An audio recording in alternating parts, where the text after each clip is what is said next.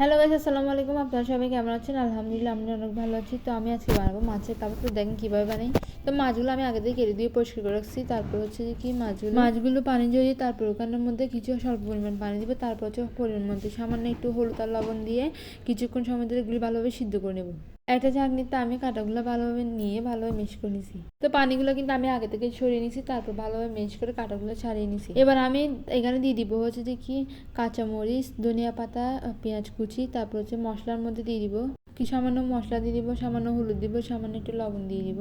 তো দেখতেছেন এবার হচ্ছে আমি দিয়ে দিব সামান্য একটু 1 টেবিল চামচ মতো মরিচের গুঁড়ো দিয়ে, তার স্বাদ একটু ভালোর জন্য আর দিয়ে দিব হচ্ছে কি ম্যাজিক মশলা। তো ম্যাজিক মশলা দিয়ে দিছি। তারপর দিয়ে দিব লেবুর রস, তারপর দিয়ে দিব হচ্ছে কি একটা ডিম ভেঙে দিব ওখানে।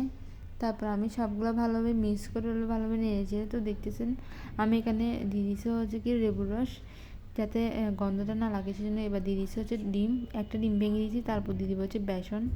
তো দেখতেছেন আমি এখানে বেসন দিয়ে দিচ্ছি। তারপর আদা রসুন পেঁয়াজ দিয়ে দিব 1 টেবিল চামচ। এবার হচ্ছে আদা রসুন পেঁয়াজ দিয়ে দিচ্ছি 1 টেবিল চামচ। এবার আদা রসুন পেঁয়াজ দেওয়ার পর 1 টেবিল চামচ। তারপর দেখেন আমি দিয়ে দিচ্ছি সবগুলো উপকরণ দিয়ে। তারপর আমি ভালোভাবে মেয়েগুলো আমি চপের মতো বানিয়ে ফেলবো।